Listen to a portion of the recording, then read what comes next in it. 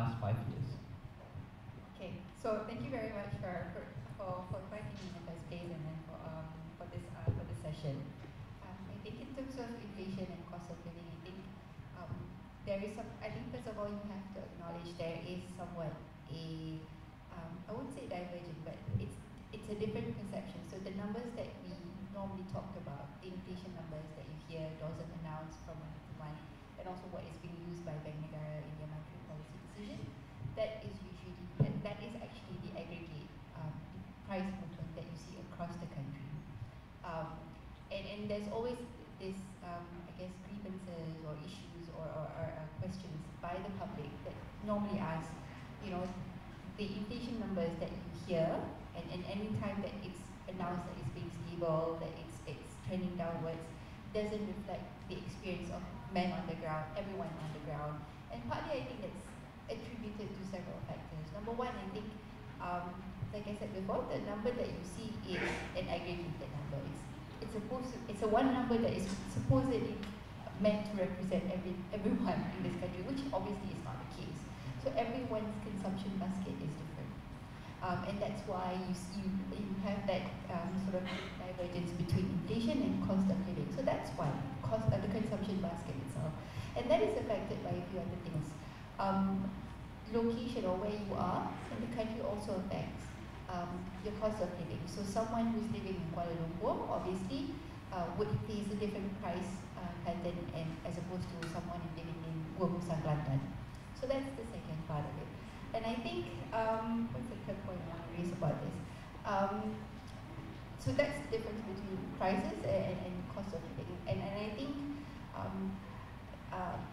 there are certain things that are also not captured by the inflation numbers that you see. I think one of the things that is captured to a very minor extent is cost of housing. And I think that's something that we always talked about and a lot of people.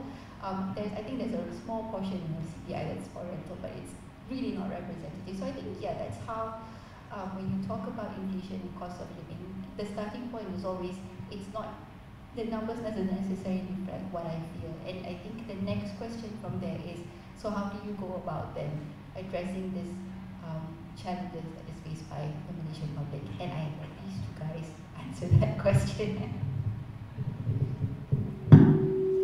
Sham, you want to add on a bit to that question?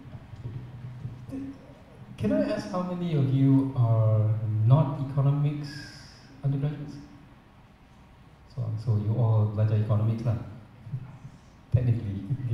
Okay, this is one of the things that I think is,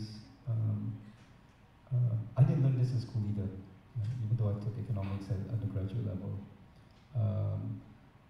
The makeup of the CPI, I think as Shakira alluded to, it's not a cost of living index. It's a consumer price index. So it only covers consumption sahaja. So for example, I think she brought up housing. Housing is a very weird thing that economists try to manage. In the national accounts, it's very strange peer treatment. In the CPI, it's also very strange treatment. The cost of a house is not in the CPI. Increases in the cost of a house is not in the CPI. What's in the CPI is, what they try to measure is the flow of housing services. In other words, you consume housing services when you live in a house. So that is usually modeled by rent. And what we found with rent, if you look at some of the rent versus pricing, is that the yield is very different at different levels of housing. So if your house costs 700,000, 1 million ringgit, the yield is actually quite low. It's only about 2%. But if you're looking at affordable housing, the yield is actually almost double digit. So rental versus the actual cost of the house is actually quite high for the poor, right? But I think the other confusion, I think, with regard to the CPI is that it measures the change in prices. It doesn't measure the level of prices. So you can technically have a high cost of living with low inflation. You can technically have high inflation with very low cost of living. And as a matter of fact, that's a general rule. A low cost of living is actually associated with higher increases in prices, whereas a high cost of living tends to be associated with lower increases in prices. I think the third thing I'd like to point out with regard to this is that when we talk about surviving or not, right, it's really a relative question, and it's relative to the cost of living versus what your income actually is. As long as the income is increasing faster than the cost of living or the inflation, then you're actually okay. And I think that the problem that a lot of people have with this is that, especially over the last 20 years or so, the fastest growing component of the CPI is food. And it's called the frequency bias. What we mean by that is that your impression of the cost of living, your impression of inflation, is determined by the things that you buy every day rather than the things that you buy every month or every year. Right? If you go to the doctor twice a year and you get a 20%, 30% increase, you tak rasa because you only went twice. Right? But you beli roti canai tiap hari, you rasa because you experience it directly every single day. So there's a frequency bias in terms of the. That's why, you know, as a central banker, okay, they always conduct this inflation expectation survey every month or every year or whatever. And the numbers that come out of that survey is always 3 times higher than the actual inflation number. Always, regardless of where it is. So people always think it's 10% inflation when the number comes out as 3. And the reason for that, again, is that the frequency bias. You look at food and those things that you buy every day more than you look at anything else. And unfortunately, for the last 20 years, food has been the fastest growing component of the CPI. Why? I think maybe we can go a little bit deeper into that afterwards. I think I've said enough for the moment. It's always hard to resist the temptation to sing when you give me a microphone, nice one like this, but if I sing, everyone will run away. Yeah, I mean, just wanted to pick it up where Sheikh Hisham left it just now about the food component. Just before I came here, just out of curiosity, before I came to Malaysia, I lived in Canada, but before attending this meeting, I just divided the cost of milk in Canada on the median income of Canada. And I did the same thing for cost of milk. Usually my wife, she ordered the grocery on Saturday, so I just looked up today the price of milk. I divided by the median income in Malaysia, and the ratio, it was more expensive than Canada by 4 times. Right? So that gives me, I know milk is not as stable kind of food in Malaysian cuisine, but just like as an indicator for healthy choices. So obviously I can see the point Sheikh Hisham was making about the cost of food. It's relatively expensive. But the other thing, I mean, now reflecting on economics, we usually in economics we assume rationality. Rationality in all our decisions, and that's probably that consumers is not rational, and probably that's why you have the expected inflation is multiple times of the real inflation, because we perceive things and we act based on perceptions. So and mostly the perceptions come from, to me, it's from inequality. I always don't compare myself how I was doing back 10 years ago. If I compare myself how I was doing back 10 years ago, I should be praying days and night, you know, for me individually. If Malaysia compares itself how it was at time of independence, for instance, 1 out of 3 children did not celebrate 5th birthday, 1 out of 10, sorry, did not celebrate 5th birthday in Malaysia. Now it's very little. Life expectancy was 50 years old, now we add 25 years. Poverty was widespread, so Malaysia is much better. But we don't compare how I was doing 10 years ago or 20 years ago. I compare how I'm doing relative to Sheikh Hisham, and I see what he posts, or Juan Shakir or Mr. Azman. I see what they post on social media, that they are going for vacation, and it might be just a snapshot of, it's not a representation of reality, but and how I'm doing. So that actually perpetuates the negativity in terms of perception, of course. But wanted to come back where I started. There is obviously the cost of living is real. I mean, when I compare things relative to the median income, and it might be in one side we should expect continuation of prices to increase because it's beyond, to some extent, beyond the ability of Malaysia to keep the prices low. Whether it's you cannot for a long time. This is global markets, but the other side of the equation is income, and that's where I think I will leave it here. But I think everything is relative to income when it comes to affordability of things. All right, thank you. Maybe this question for Jisham. So, how do regional disparities in income and economic development within Malaysia contribute to varying degrees of affordability and quality of life across different regions?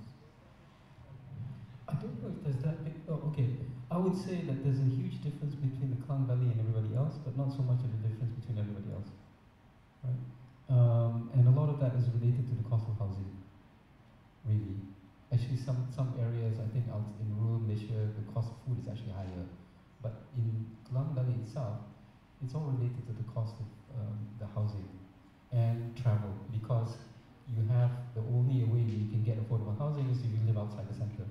But that implies that you're going to have a lot more costs, I think, in terms of transportation. Outside of Malaysia, outside of the Klang Valley is not so bad, right? I think cost of living is actually considerably, as much as 20% lower. The big difference, I think, is that I think incomes within the Klang Valley are substantially higher, but inequality is also substantially higher. So we have bigger disparities within the Klang Valley than we do outside. Because I think the highest median income in the country is Putrajaya, strangely enough. But there's a lot of mobility within the Klang Valley, so just because you live in Putrajaya doesn't mean that you work in Putrajaya. And I find that increasingly travel and transportation has become a bigger component, because I used to have colleagues who work in KL who actually live in Seremban or Ipoh, and they commute every single day just to manage that cost of living. But that takes time, a lot of time.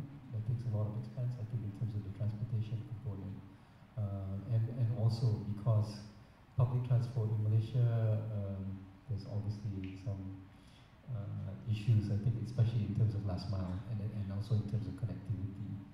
So I wouldn't say that there's too much disparity. It's just basically KL and everybody else.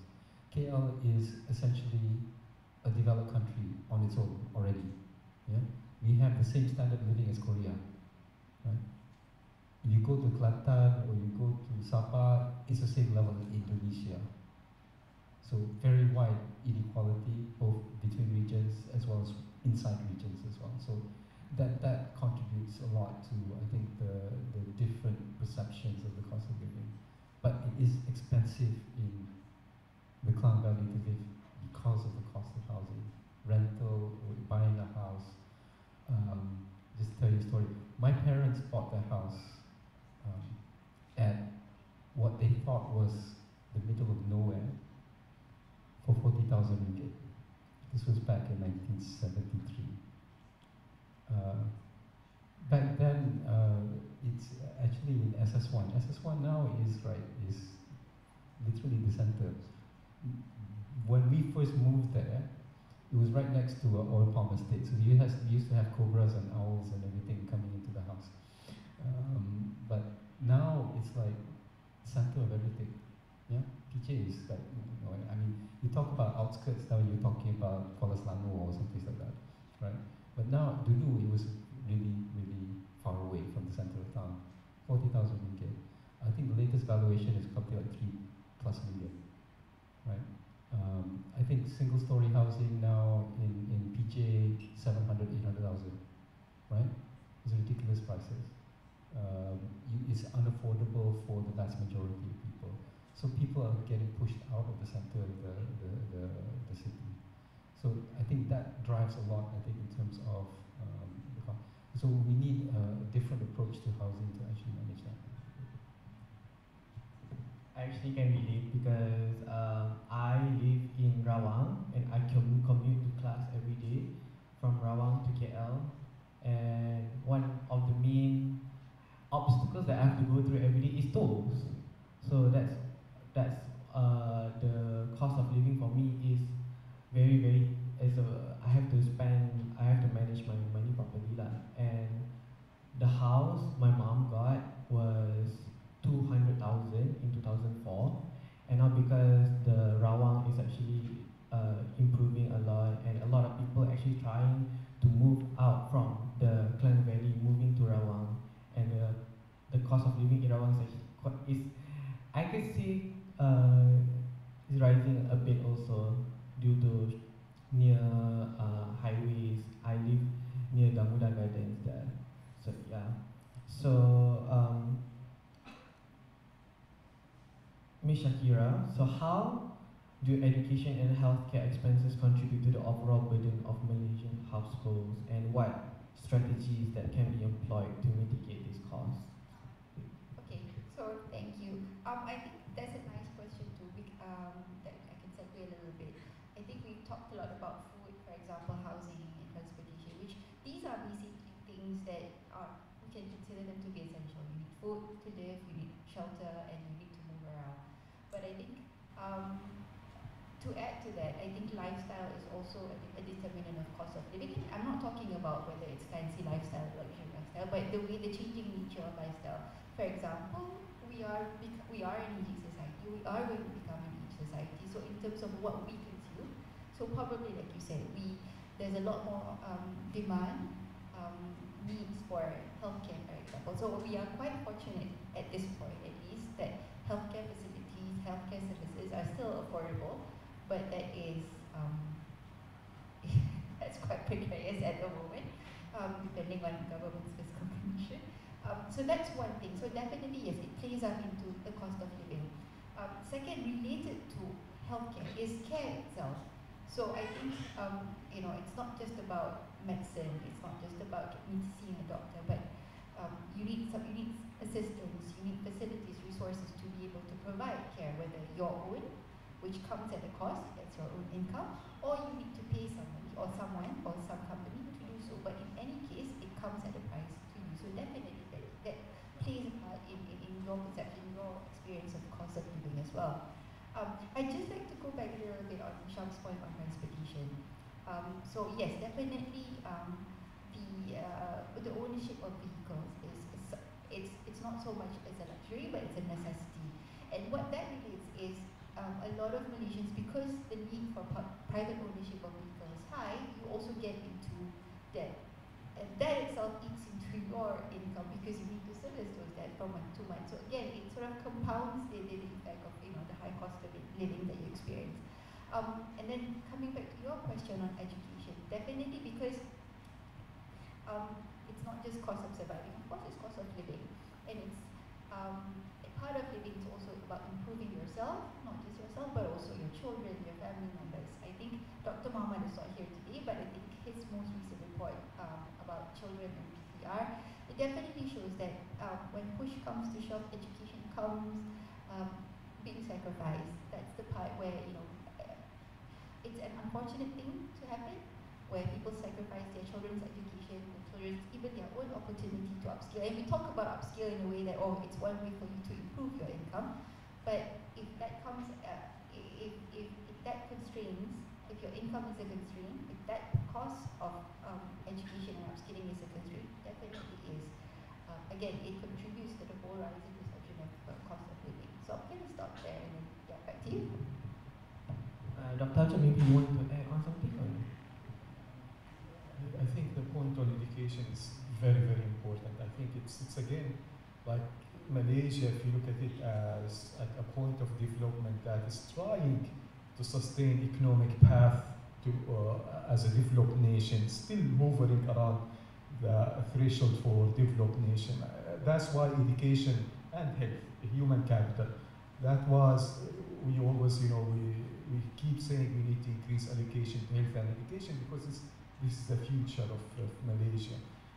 Just like quickly to compare, for instance, Malaysia and Canada.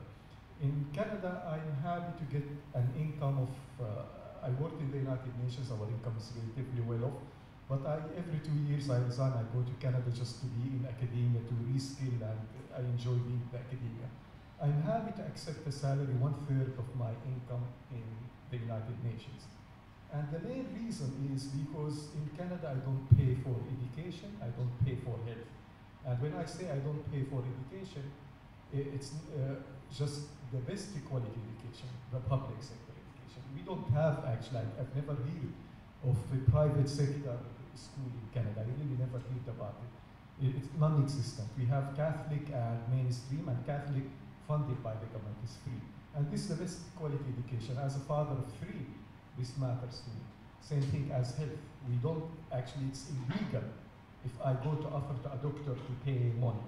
And if a doctor accepts it, it's illegal, even if a private sector doctor, because it's understood that these are limited resources. We don't want people to compete to get the time of doctors. We wanted doctors to allocate their time based on needs. So again, like I think this is something for Malaysia. I think for the second push of development, obviously education and health, allocation of public sector to health is 2.2% of GDP. If you compare it with South Africa, it's above 5%. If you compare it to the Brazil, 4%. With Thailand, 3%. So obviously healthcare is an area where it actually leaves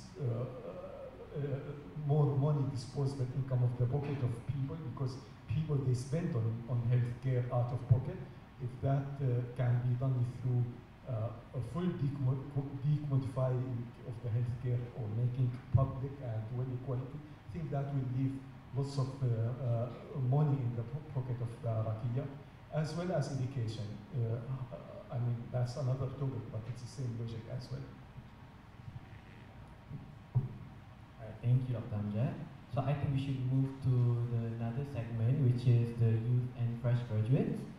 So as we all know, the minimum wage currently is 1,500 ringgit, and youth, especially fresh graduates, demand for an increased minimum wage, which is at least 2,000 ringgit on this year's Labor Day, which is last month actually. And according to YB Rafizi Ramli, the Minister of Economy, he stated that last year, the median wage for youth aged between 20 and 24 entering the labour force for the first time is only 1,682 ringgit monthly, which is only 182 more than the minimum wage, which is not sufficient with the current cost of living in Malaysia. And as someone representing from the youth community and about to enter the workforce in the near future, maybe this question is open to every panelist here. So what amount is sufficient for the current cost of living for young people who are just about to enter the workforce? And why is the amount stated sufficient for fresh graduates, and how does it fit with the basic needs of the current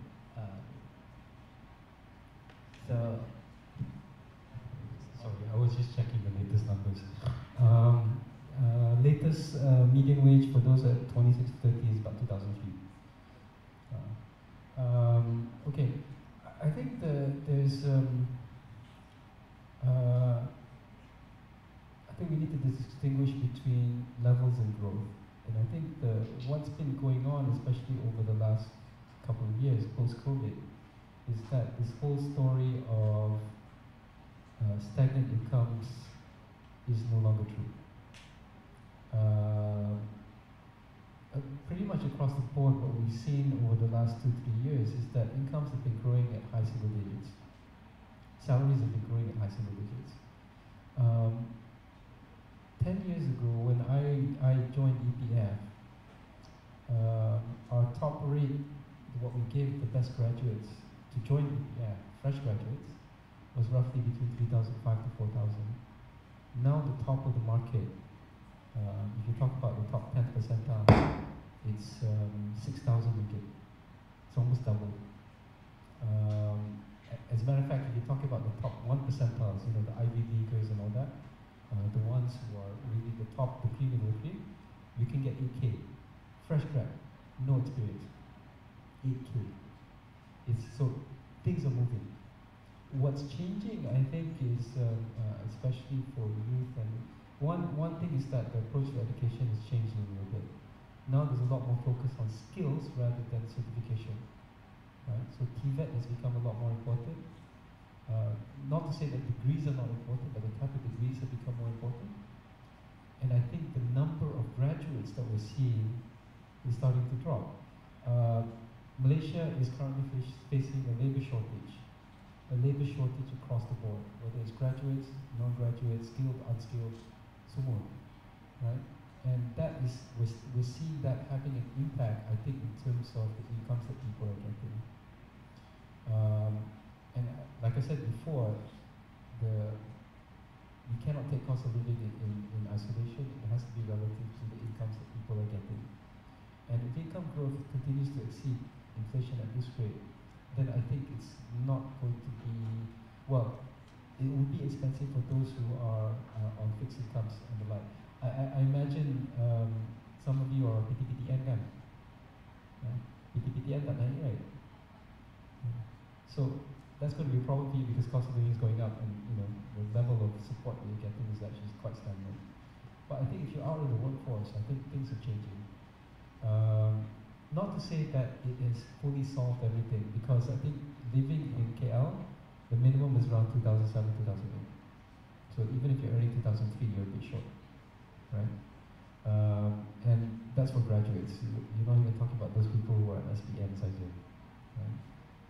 So that's continuing to be a problem, but I think things are improving, and we're seeing that it's becoming less and less of an issue. It's still a problem, especially for those in PTR and things like that, but it's less of a problem for graduates.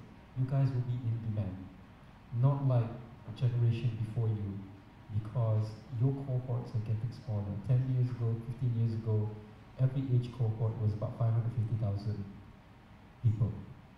Now it's 500,000, it's less than 500K, and it's continuing to shrink. So going forward, in Malaysia, we're going to see a sea change, I think, in terms of youth salaries. It's going to increase much faster than the overall salary distribution.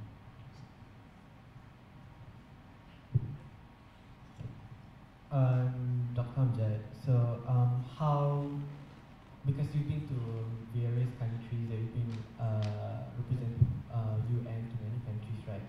So how does the demand for an increased minimum wage reflect the economic challenges faced by fresh graduates in Malaysia in comparison to other countries?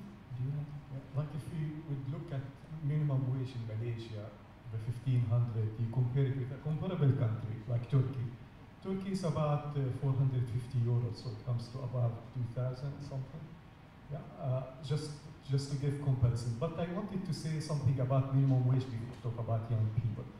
Minimum wage is political decision. Whatever you say it, whatever it's political decision, there is no science behind it. I work in the International Labour Office.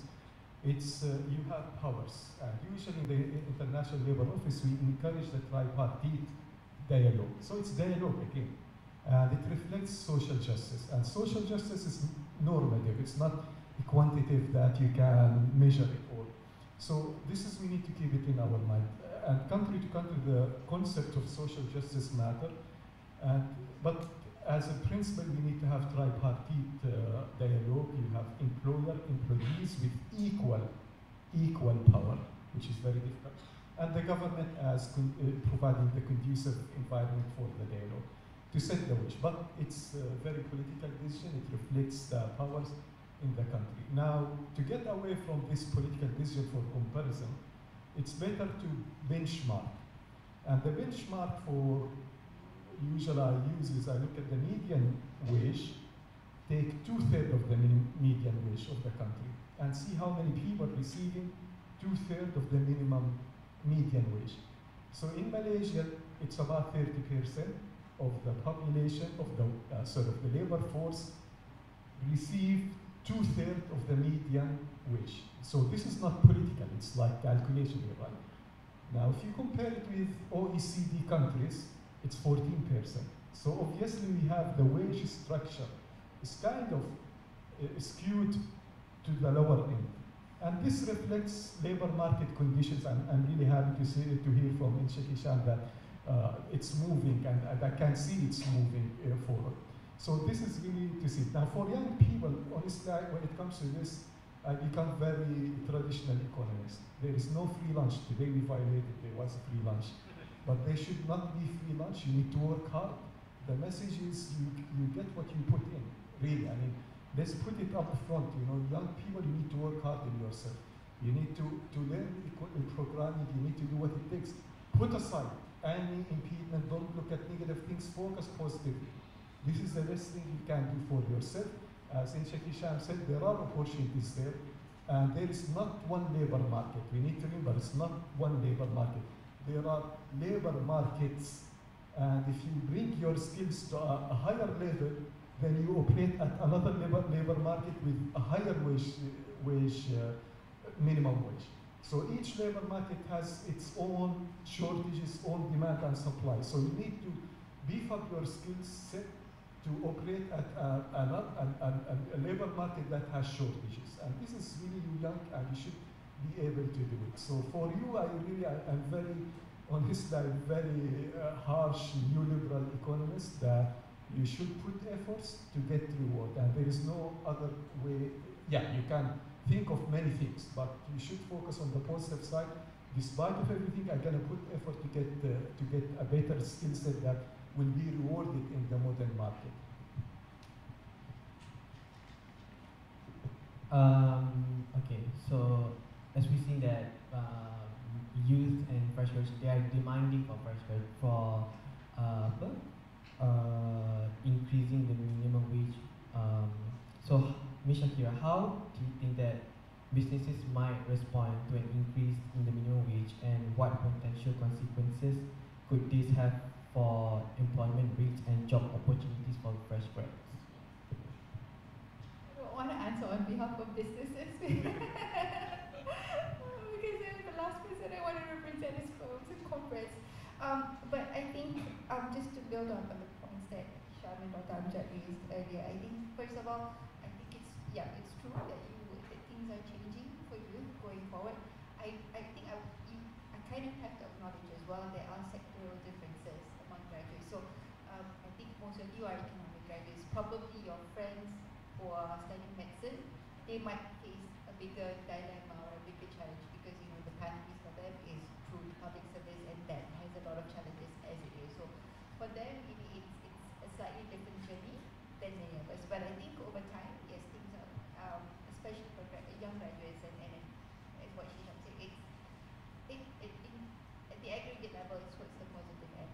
I would also like to highlight, and as much as you work hard, like Kamjad said, I think you should also be aware as you enter the job market of what your rights are. And I think one that helps you in the sense that it protects your right, and it minimizes your chances of being exploited. I think some easy practice, for example, if you're a fresh grad, probably it's not the case, but after a couple of years of working, there are some, I guess, scrupulous practices when the next firm asks for your pay slip, for example, just as a way in a way for them to undercut your wages. So that's probably something that you might want to think about going forward. I think knowing your labor rights would be part of the deal of working hard side by side, like what Dr. Amjad said. So on businesses, I think at the end of the day it will square out because the demand for labor is always there. And as long as someone is there to meet that demand for labor, businesses at the end, despite the fact that they complain or they go to the government all the time and say that they're going to suffer, it will work out to me. Now, there's always this question of it's going to affect the productivity of firms, if salary or wages are increased. I don't think so, because I think at the end of the day, the onus is on firms and businesses as well to improve the productivity of the workers. So it benefits them if they invest more in their employees, for them to upskill, for them to train. So the reasoning of my labor cost is going to shoot up if we increase minimum wage may not necessarily be the case. And I am quite skeptical actually with the latest move in the progressive wage. Not skeptical, as it's a good move, but the way the structure it's playing out, where it's voluntary for the firms. I think we have to see going forward in terms of, it's basically the government incentivizing firms for wages. But yeah, that's my point for now. So Hisham might have a different take on this. I don't know. I think things are changing a lot because if you notice, you go to a lot of restaurants now, they'll have robots serving. Kan? Mama stores, exactly. And that's capital investment to replace what workers used to do. And by doing that, they actually improve productivity per worker because of that capital investment, because they've got less workers and they're earning the same, right? So productivity goes up. And that really illustrates the importance of firm management in worker productivity. I have to be very clear about this. The productivity of labor is not the same thing as labor productivity. Those are two very different concepts. Okay? The productivity of labor is how productive the labor is. Labor productivity is profits per worker. Right? So, and that's not the responsibility of the worker. I don't determine how I work. My manager tells me how I work. The firm is determines the business processes, what the profit pool is, what the business model is. It's the manager's job to improve labor productivity. So when businesses complain about productivity has to go up, well, you can point back at that and say, so what are you doing about it? Right? What are you doing to improve your packaging? What are you doing in terms of improving your market? What are you doing in terms of improving your productivity, your capital investment, and all of those things? So when that, I think when we get into the debate about labor productivity, I think it's a little bit of a non-starter because we're actually talking about something quite different, right? So the responsibility of that needs to be pushed back to businesses. Okay, thank you. I think we have to move on to the last segment for today, which is the Madani government. And following Dato Sri Anwar Ibrahim's appointment as Prime Minister, major corporations including Microsoft, Apple, Tesla and Google expressed their confidence and increased their investments in Malaysia. And additionally, according to data from the Department of Statistics Malaysia, Malaysia recorded its highest approved investment amount in history, amounting to 329.5 billion last year, which is 23% higher in 2022. And just 2 days ago, Google to invest 9.4 billion in Malaysia, which brings the support of 15.4 billion in positive economic impact. And they also claim that they will have 26,000 job opportunities by 2030. And last month also, Microsoft to invest 2.2 billion in Malaysia. And now the Apple will also launch the first ever Apple Store in the PRX, which underscoring a bigger push into the Asia region beyond China. So my question for Dr. Amjad, what role do these substantial foreign investments play in shaping Malaysia's labour market, and how might they affect wage levels and employment opportunities, especially for the youth? That's a very good question, and I think this is like all of us, I think we hear the news with excitement. This is very important for many reasons. One is the signal, right? The signal when big companies like Google announce, that gives a signal to many other businesses, smaller, medium, larger, that Malaysia is fit for business. Malaysia has something to offer. That's good signal. The second thing is obviously the technology transfer, right? Those are big companies that coming in, hiring people, and I'm sure they will be training, lots of skilling on the job. So that's good in terms of like if you think of economics, like the growth, the solo model of economics, the technology is a component there. So hopefully that will lead to transfer of technology that shift the GDP function or the growth function to a higher level. Now, it will create disparity. That's we need looking at Malaysia's education level. We're not like South Korea, for instance, that closed the secondary education gap, that everyone in South Korea has secondary education, 100%. We're not also like the post-secondary education is more female than male, and that's something we all aware of, but it's also less than other countries. So we'll have that disparity. When you bring large investment in the modern economy that relies on certain skill sets, so there will be shortage in certain skill sets, as we already know there's shortage, whereas many blue-collar workers that they don't have the skill set, their salaries will continue to operate at the minimum wage because the demand for them is limited, as also Hisham said. Now robots are taking that job, and not only even blue collar, many other standardized jobs, even translators. I was reading an article that's that field. So you will have, once you have this investment, you will have those with the skill set will be rewarded in the modern economy, so they will keep growing up and up. And those with the lower skill set will not be rewarded, and we'll see disparity. Where now it comes to the policy environment, quickly I think we would have 4 policy instruments that we need to look at immediately. One is to increase the assets of the poor, and I mean by asset not fiscal asset but a human capital asset. That's very important to deal with this disparity, widening disparity. The second one, we need to look at the redistributive measure. It's by definition, we will have this disparity, and now the role of the government of taxing and injecting back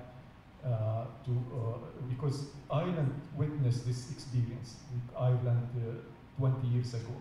And through their fiscal policy, they were able to lower from 42% the relative poverty before any government intervention to 8%.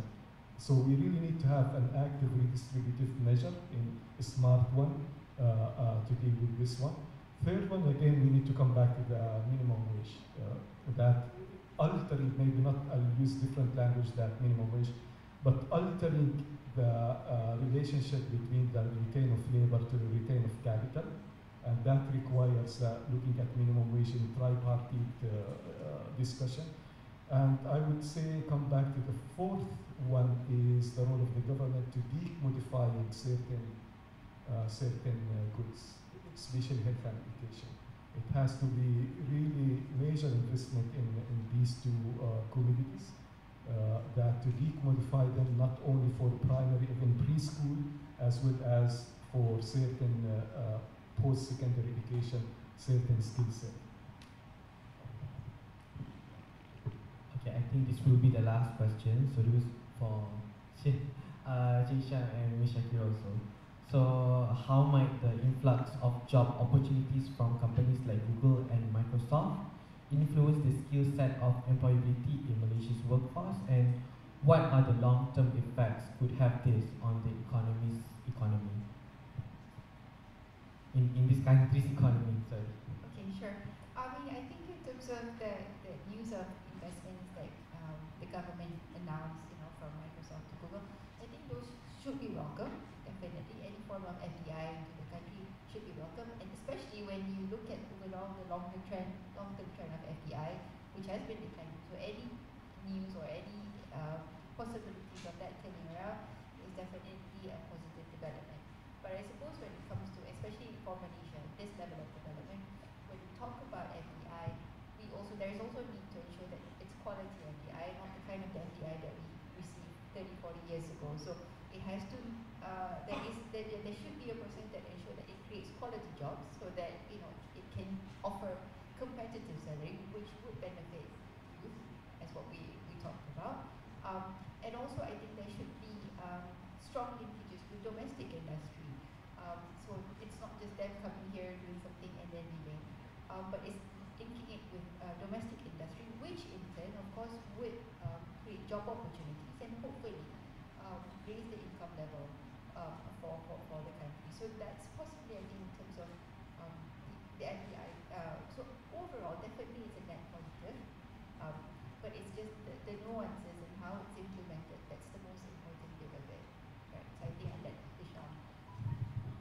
so to expand on that, I think when we look at FDI like this, what we're really looking for, yes, the investment is fine, yes, the jobs they create is fine, but what we're also looking for is the forward and backward linkages. Okay, who supplies to these companies, and who do they sell to? I think second thing is the availability of the kind of services they provide form the basis of new types of businesses that can be formed in Malaysia. For example, a lot of these investments revolve around data centers and AI.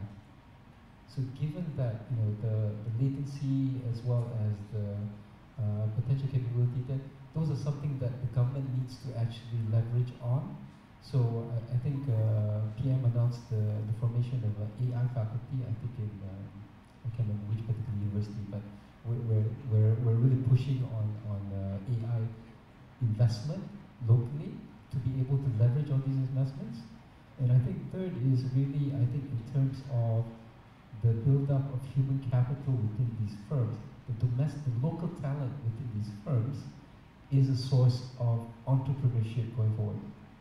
Because if you look at studies of successful entrepreneurs, generally speaking, it's people who have corporate experience or have technical experience in their 30s and 40s, not fresh grads, right? So we want to be able to support the formation of new businesses from the local talent that's developed through these FDIs. So again, that's something that needs to be built on. So the FDI itself is just the first step. We need to create the ecosystem around it to really leverage on those advantages. Okay, so before we wrap up, before we go to the Q&A, so I have a question for all three panelists. Are we living or just surviving? I think, like I said, it's relative, right? And where we are today versus where we were 5 years ago, where we were 10 years ago, it's an improvement. As a matter of fact, for some people, it's a massive improvement. Okay, things are changing, and changing quite rapidly. And hopefully, with some of the policies that we put into place, as well as the improvement, I think in terms of the investment climate, I think things in terms of demographic changes, things will continue to improve. That is not to say that there are no problems. Housing is still a problem, but unfortunately, housing is very much, land is a state matter, unfortunately. It's not federal. That's why the only thing the federal government actually does in terms of housing is try to improve access to financing. They don't actually try to affect the cost of housing. The cost of housing is a state problem. And to actually address that requires considerable reform of state finances, because 90+% of state finances is dependent on the cost of property going up, unfortunately. So that is a much more structural issue that we need to handle. Okay? So, but I think in terms of everything else, I think in terms of incomes, I think in terms of skills, I think in terms of the availability of jobs and the kind of talents that we have, I think I'm quite optimistic. There's a lot of stuff that's going on that, just for example, the gaming industry. Not something you associate with Malaysia, but we have very good talents here in gaming. And I mean in terms of software development, not I think in terms of gamers, right? Although there's a lot of gamers as well, right? But that's a really strongly growing industry in Malaysia. The biggest video game hit of last year was Baldur's Gate 3. And part of it is developed here in Malaysia, in KL. Right? So that speaks to the level of talent that's available here. It's a little bit under the radar, but things are happening and things are improving. And I think the connections that we have with the global economy are continuing to improve. Now the concern there would be primarily access to this new economy. So I think we continue to need improvements in connectivity, I think in terms of access to digital devices and the like. And of course, I think improvements, I think in terms of our social protection, because that safety net needs to be there regardless. I think, first of all, when you ask, are we surviving or are we living? My question is, who are we? So I think there are groups of people in the country who are living, who are thriving, and things will continue to work out for them, to prosper for them. But I think, I mean, usually Dr. Muhammad will be the one coming here and be the wet blanket and say, you know, not. At the same time, I think it's our responsibility also as citizens, as policymakers, some of us, to make sure that almost everyone is living, not just surviving. So, and that's where I think fiscal policy, in terms of being more redistributive, is important. And that ties a lot with the way that we conduct fiscal policy, which is a big challenge in this country. I think to ensure that our social safety net in this country is improved, because currently there's a lot of fragmentation happening. There's an issue about its depth or adequacy, and how sufficient it is to lower income households. There's also issues about ensuring that everybody, or at least the majority of the population, have access to opportunity to ensure that they move from just surviving to living. So I think, so yes, for many of us, I think, inshallah, we will live, but just to bring us all back to the ground a little bit is just to also ensure that our citizens, our fellow citizens, are also living, are also have the opportunity to grow. Yeah. And this is always hard for me, because if I say I like to compare with other countries, if I compare with OECD, he compares with Sweden, we're not Sweden. If I compare with low-income country, I lived in Zimbabwe, he compares with me better. But let me tell you this, I'm Canadian and Palestinian. So you don't say that, he's from Scandinavia, he does not know. I can claim both identity. So Malaysia is living. That's what I wanted to say. If I look at it from Canada, or if I look at it up from Palestine, it's living, and likely one of the reasons why we don't appreciate what we have. And it's unfortunate. I think there are lots of things to celebrate about Malaysia. Honestly, as an external, I'm not saying this to make you feel good. There are lots of good things to celebrate about Malaysia. Infrastructure, regardless how you see it, it's class, it's education, it's opportunities. Regardless, I know it depends now, maybe exam period, you are negative, but in totality, Malaysia is living. Yes, there are challenges, that's certainly, nobody denies those, and those challenges not really serious ones. But why we that? And reflect now on my Canadian identity is that in Canada it's the same feeling. Whenever you say to Canada, we are worse off, look at the US, you always look south of the border. Same thing in Malaysia, you always look at Singapore. It's a city, you compare city with a country, you have that feeling, So I don't know what to say about it, but we really need to look at ourselves and just appreciate really, University of Malaya, now I'm associated with the University of Malaya, just up in the social well-being research center. Something we should celebrate. Really is a great institution that, gives quality education. So lots of things. I really don't want you to focus on the negative things and forget the opportunities are available there. Those companies, those FDIs, that they will select and they're careful about, they act based on maximizing profit, their function, in economics. So they will look for those who give them the serious return on investment. So you better beef up your credential to fit in one of those opportunities. Opportunities are there. Now it's your turn. It's either to say starting negative or start saying, okay, I'm gonna learn a new language, computer language. It's up to you. Keep it positive and challenge the present to shape a better future. Always with that I will end. Thank you to all the panelists. And now we're moving on to the Q&A. So, can we have the mic there? Yes. Assalamualaikum and hi. I'm Shamsul from IIM. My questions are interrelated actually regarding the progressive wage policy that has been announced by Ramzi Ramli, Minister of Economy. So he said that progressive wage policy will give a much better wage policy than the minimum wage policy. And IC's policy will also say that voluntary approach will also lead to a self-selection bias where only well-resourced and higher productivity MSMEs will opt in, while the latter will not opt in. So it will be counterproductive. So my question is that, is the progressive wage policy in terms of cost of living will be relevant in the long term for our economy? And also, to make it relevant, is the National Action Council for Cost of Living NACOL play a more proactive role and not reactive role in rejuvenating our economy. Because statistics may be said that we have the lowest inflation, etc. But in reality, down here we are suffering in terms of the cost of living. Thank you very much.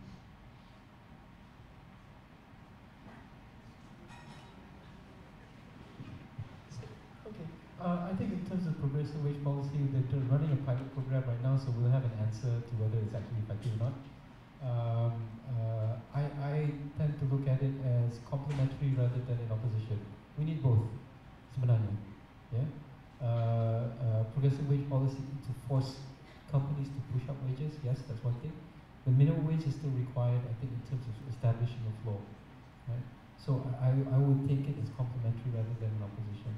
Now, I think in terms of what NACOL actually does, let's break it down a little bit more. I think in terms of what can be done relative to the situation that we're in today. So why is the cost of living high?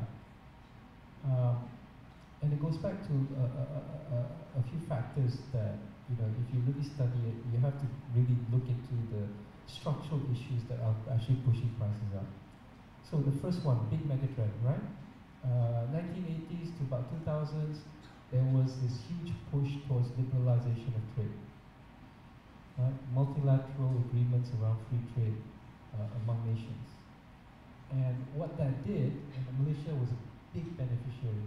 Malaysia, Bangladesh, Sri Lanka, Indonesia, Vietnam, we all benefited from this because what happened was the expansion of supply chains beyond the developed countries. Right? And that had a huge deflationary impact on prices.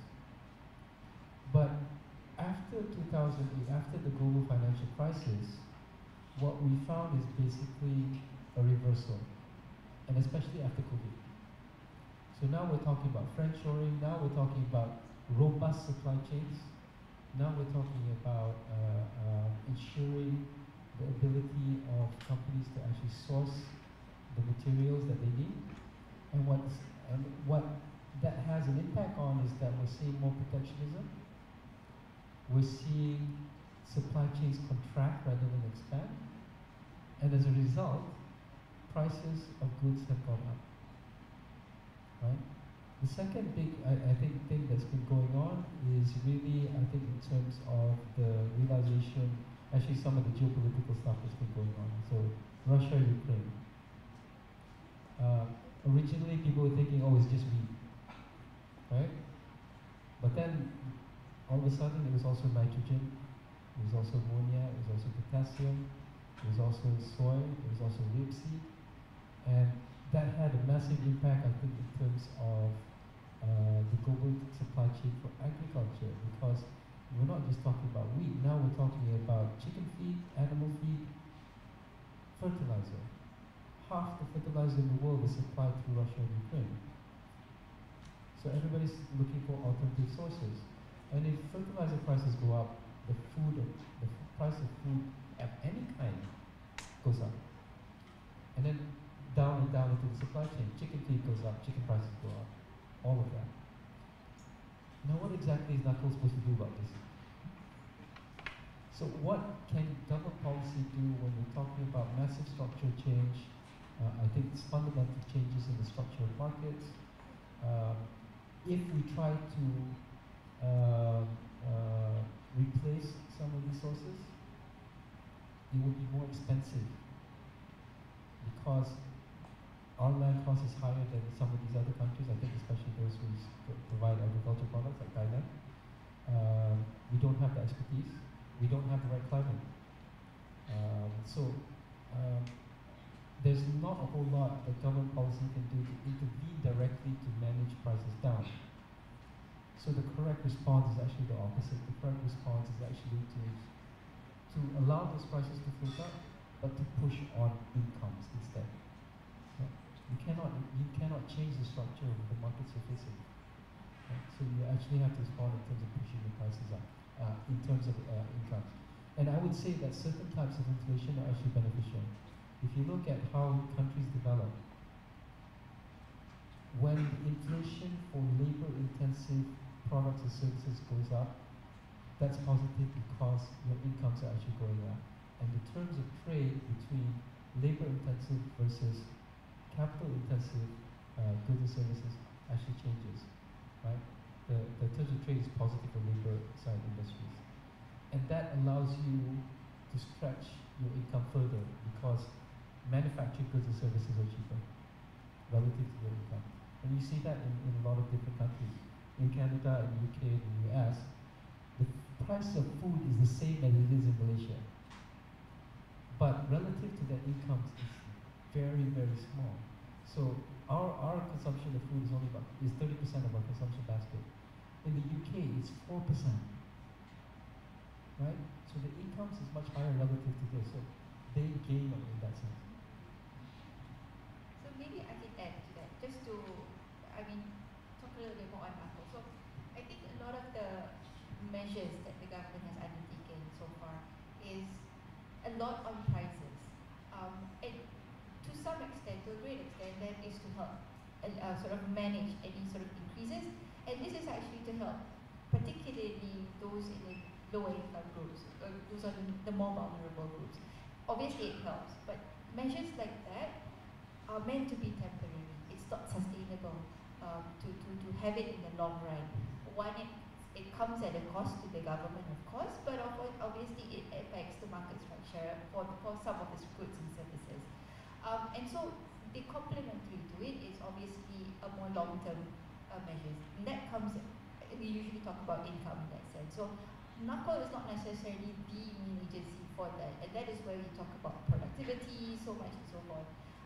But I think a third, component to it is in terms of, in the meantime, between this short-term and long-term, between prices and income, there should be also some efforts done to, strengthen the social safety net. Again, it's largely to help those who are more vulnerable, those in the lower income segment, to manage any form of price pressures that they are facing. Yeah. Well, maybe I reflect on the price actually, just because you economics students and usually start with utility function, right? And you ask yourself, you observe the price in the market. The price is this, how I maximize my utility function, right? And everyone does this, and then we sum until we arrive to the demand function. And that's very important, building on the point related to the price. That's very important. Now, the price is external.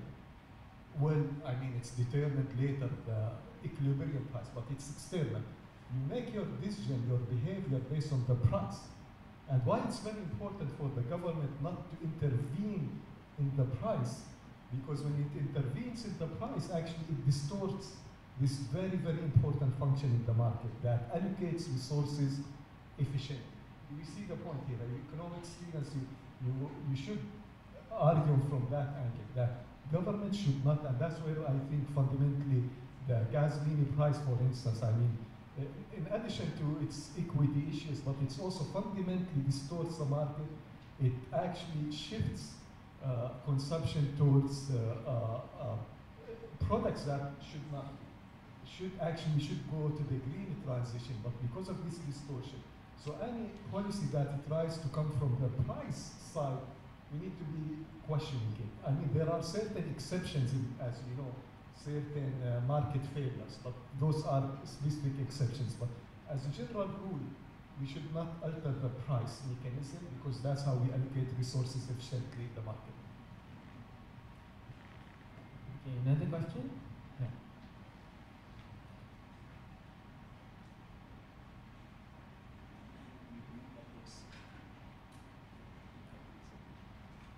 Hi, Astro.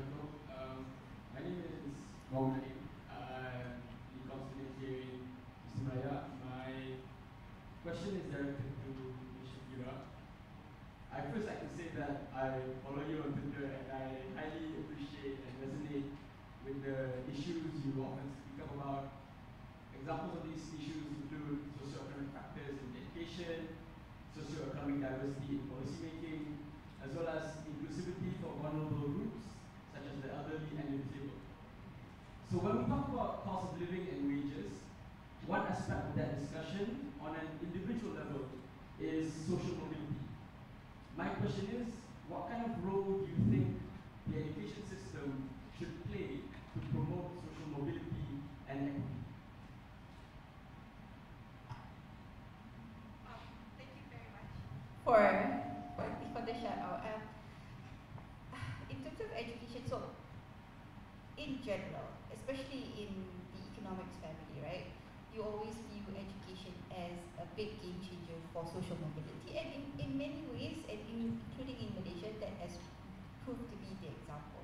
Just a very, I guess, an easy example is the LEB, the Dasar Economy Baru, right? So that when that was introduced many years ago with the intention of improving the social mobility for the Bumi Putras Malays, definitely you see what the outcomes of it today. You see a big group of Bumi Putra professionals in the country, and you see the inequality across ethnicity has been reduced. So that it clearly is an example of how education can play a social mobility role. But obviously, if you're not referring to the sort of what I comment on social media, there's also what we call class reproduction, or how it reinforces class inequality. That is done through the education system, and that is less so much on the delivery of the education itself, but how it plays out. So that there's a lot of discussion on how power comes into play and how that affects how education resources are allocated from one group to another. So I look at sort of, for example, government boarding schools. So that is funded, that is paid for by the government. But obviously there's always a discussion when you talk about things like meritocracy, who benefits from this? And obviously certain groups who are at more advantage would benefit more. So I guess the question then is how the policies, come in and intervene to address some of these structural inequalities, structural factors that contribute to this situation. But that doesn't discount the fact that at the end of the day, it is an engine of mobility, but in the event that it's done in a fair in a fair manner, an equitable manner. So I hope that answers your question. Maybe we can have one last question before we wrap up. Yeah, okay.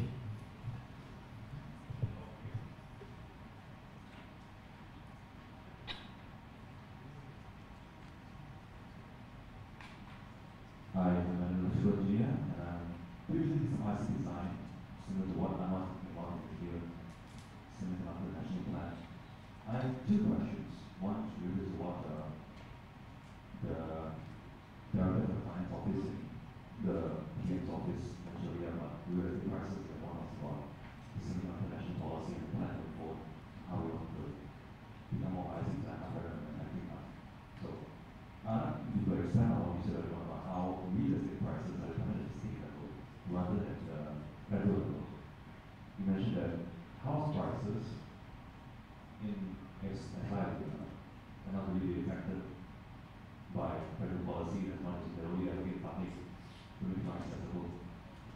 I'd like to know how that will play into this, or rather interplay between the state efforts and federal efforts. Because when we look at the states or the state level institutions as things that can help manage property prices, in a sense, it's almost analogous to how Singapore is treating the real estate problem. But it doesn't look as though the rental prices, especially the income, are any more manageable than us working in KL. Secondly is about the central policy.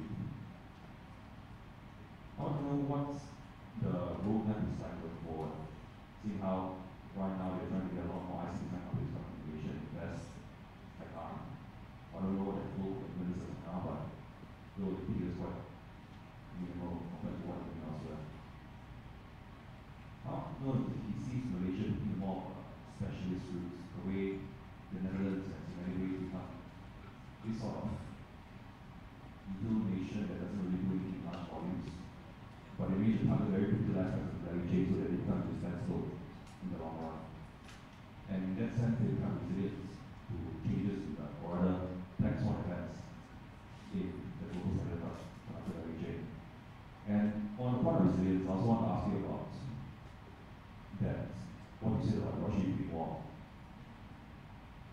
prices and price of things like fertilizers will always be affected by things like war in faraway lands like Ukraine and Russia and all that. But certain countries are able to deal with this better than others by being more resilient to these price changes. I think a few examples like the Netherlands as well, being able to produce their own agriculture in a way that's more or less traditional. They're just good at agriculture and all that's more organically done.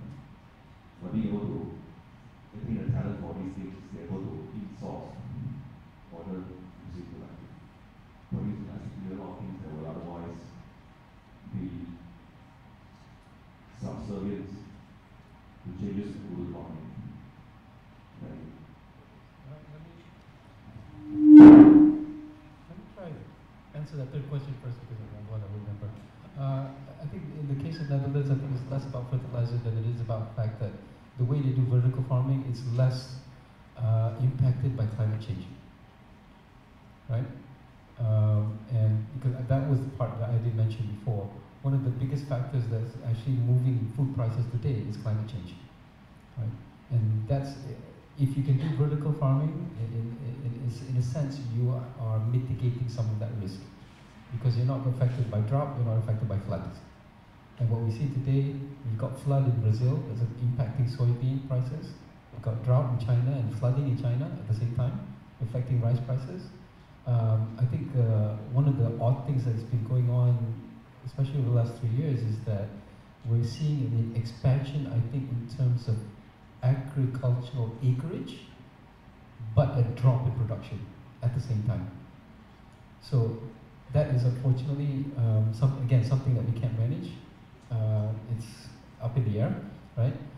Yes, you can do more industrial and agricultural farming, but obviously that'll give you a little bit of resilience, but not totally, protect you from changes in material prices or input prices. Yeah, that's something that we could look at. Unfortunately, the structure of agriculture in Malaysia is very fragmented, so that's something that we will need to manage. Okay, so your two other questions was on national semiconductor policy, and the other one was real estate, right? Okay, on the NSS, we are big players in packaging. We already are. I think most of the packaging actually comes through here.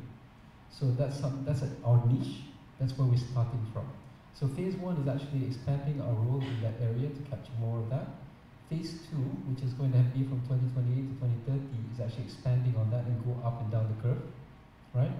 2030 onwards, we'll be looking at potentially pulling in our own fabs. So we're trying to capture as much of the value chain as we can. So some of that is actually in IC design, I think in terms of chip design and all of that. I think those are parts that we're actually working on today, right? So it's not just bringing in the TSMCs and like, right? So we're looking at it a lot more holistically, and also I think in terms of pushing the development of our local firms and creating more firms in this area. And that includes building up VC capability, pulling in VC funds here to actually help finance all of this. And also I think in development of talents within the semiconductor industry as well, local talents in the industry. We want them to become the entrepreneurs, we want them to become the local champions, so to speak. So it's not just a matter of just FDI. Okay, so in terms of real estate prices, Singapore is a little bit of an oddity because all land technically belongs to the government. It's all leasehold, right? They manage things largely through HDB, I think in terms of provision to the people, but there's an opportunity cost. The way it's financed is that it's really dependent on CPF. So CPF both finances the development of HDB flats, it also finances the buying of HDB flats.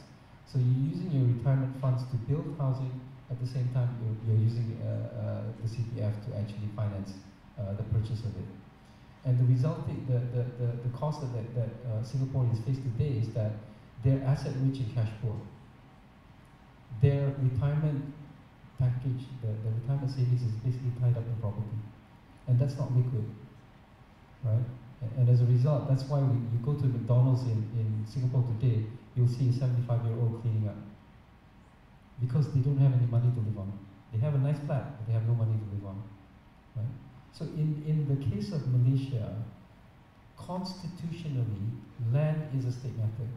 If you want to change that, you have to change the constitution. Right? So anything to do with property and everything is a state matter. The federal government cannot touch it at all. So it's all under the state governments. The problem, I think, for housing today is that because state governments are so dependent on property revenue, they have no incentive to cap land price increases. Actually, they have the opposite incentive. They have an incentive to boost prices higher, because otherwise they simply cannot finance the state government apparatus. They cannot finance any of the sewerage and all of that stuff. They cannot finance it at all. Roughly about half of it comes from conversion premiums, the other half comes from all the fees and assessments and duties and what have you, right? So unless you change that model, there's no incentive for anybody to actually cap prices down. There's no incentive for property owners to make sure that property prices go up, because they benefit. I benefited when I did nothing, because my parents' house, they bought it 40 years ago, right? But the ones who are actually paying for this are the price, because you can't buy housing today. It's too expensive. So there's a generational transfer. There's a structural problem, I think, in terms of how real estate is actually governed, right? I think in terms of the structure of who has control over land and who has control over revenues over land. And all of these need to be resolved. You can do all you want in terms of, what they call changing the way the property developers operate, you create industrial houses, I can't remember what the term was. The building standardized housing and all that. Yeah. Anyway, but the fundamental problem is that the incentive is for people to keep pushing prices up. And unless we change that incentive, housing will continue to be unaffordable in Malaysia. It has always been unaffordable. This is not a recent problem. KL price to income ratio is now 5 times median income, which is classified as unaffordable. It was 5 times median income in the 1980s. So this is not a recent problem. It's been a problem throughout the whole history of Malaysia, and it has to do with the structure of the constitutional division between state and federal. Okay, I think that's the end of our session today. Thank you to all the panelists. Now I'll pass back to the MC.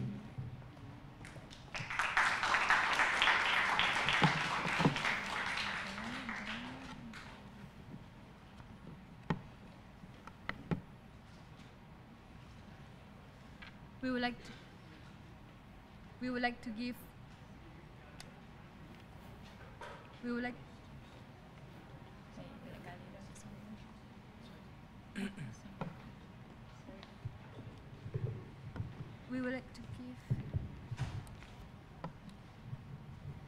would like to give our sincere thanks to Mr. Nur Hisham Hussein, Dr. Amjad Rabi, Ms. Shakira Ten Sharifuddin, and Mr. Azman Azhim bin Roslan for their time here with us today.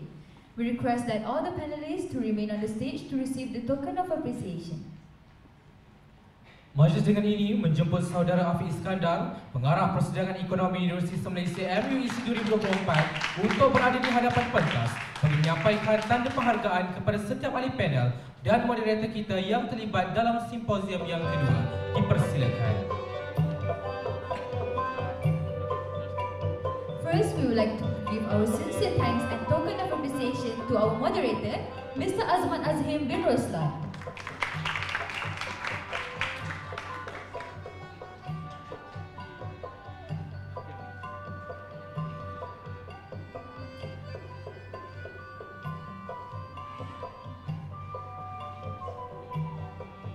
Next, we would like to present the token of appreciation to Mr. Nur Hisham Hussein.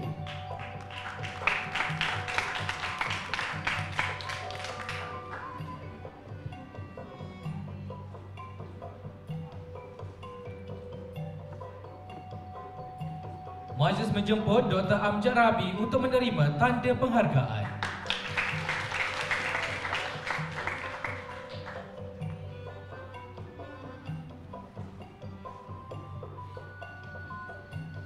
Last but not least, we would like to present the token of appreciation to Ms. Shakira Sharifuddin.